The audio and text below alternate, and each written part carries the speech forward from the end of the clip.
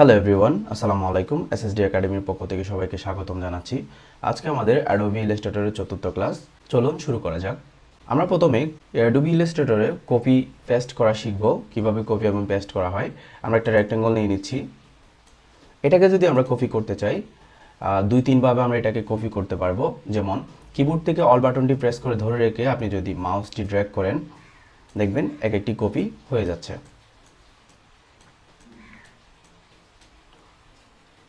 ওকে, copy করার দ্বিতীয় পদ্ধতি হচ্ছে আপনি যদি কিবোর্ড থেকে কমান্ড ইউজ করেন, যেমন কন্ট্রোল সি মানে কপি, কন্ট্রোল ভি, তাহলেও এই শেপটি কপি হয়ে যাবে। কপি করার আরেকটি নিয়ম হচ্ছে control C control F. Control C মানে কপি, কন্ট্রোল এফ হচ্ছে পেস্ট ইন ফ্রন্ট। অর্থাৎ আমি যে শেপটি নিয়েছিলাম সেটির ঠিক উপরে আরেকটি শেপ চলে এসেছে, আপনারা যদি খেয়াল করেন। আশা করি সবাই বুঝতে পারছেন।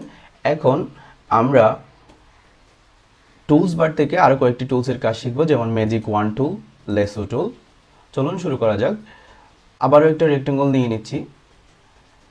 ম্যাজিক ওয়ান টুলের কাজ হচ্ছে এক কালার শেপগুলোকে সিলেক্ট করা। আপনার যদি ডিজাইনের ভেতর এক কালারের অনেকগুলো শেপ থাকে, সেগুলোকে এক ক্লিকে সিলেক্ট করার কাজ করে হচ্ছে ম্যাজিক ওয়ান টুল। চলুন আমরা একটু এর কাজটি দেখে নেই। আমরা অনেকগুলো শেপ নিচ্ছি।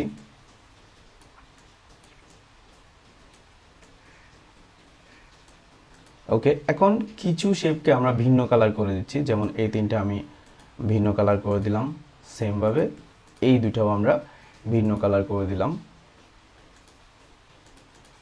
ওকে, এখন যদি এই লাল শেপগুলোকে আমি এক ক্লিকে সিলেক্ট করতে চাই, আমি কিন্তু ম্যানুয়ালি পারবো না। যেমন যদি আমি মাউসের লেফট বাটন ড্র্যাগ করি, আমার সব সিলেক্ট হয়ে যাবে।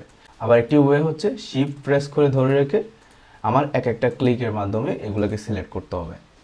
অর্থাৎ এখানে যদি 50টি শেপ আমার সিলেক্ট করা দরকার হয়, তাহলে আমার 50টি ক্লিক দিতে হবে। সো এই কাজটি অনেকটা সহজ করে দেয় ম্যাজিক ওয়ান টুল। আমি জাস্ট ম্যাজিক ওয়ান টুলে চলে যাচ্ছি, যেই কালারের শেপগুলোকে সিলেক্ট করব ওখানে একটি ক্লিক দিচ্ছি, অটোমেটিকলি প্রত্যেকটা শেপই সিলেক্ট হয়ে যাচ্ছে। আমি আবারও দেখাচ্ছি, আমি জাস্ট ম্যাজিক ওয়ান টুলে গেলাম, জাস্ট এক কালার, যেই কালারের শেপগুলো আমি সিলেক্ট করব ওখানে একটা শেপের উপর ক্লিক দিচ্ছি, অটোমেটিকলি সব শেপ কিন্তু সিলেক্ট হয়ে গেছে।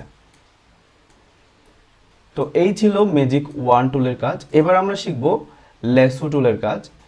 আপনি টুলস বারে লক্ষ্য করুন, এখানে একটা লেসো টুল আছে। এটার কাজ হচ্ছে অ্যাঙ্কর পয়েন্টকে সিলেক্ট করা, ড্র করে। যেমন আমি যদি এই পাশের দুইটা অ্যাঙ্কর পয়েন্ট যদি সিলেক্ট করতে চাই, তাহলে আমি লেসো টুলে আসলাম।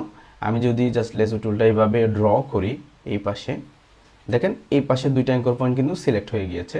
আমি ডিরেক্ট সিলেকশন টুল দিয়ে জাস্ট ড্র্যাগ করলেই এই দুইটা অ্যাঙ্কর পয়েন্ট কিন্তু আমি সরাইতে পারবো।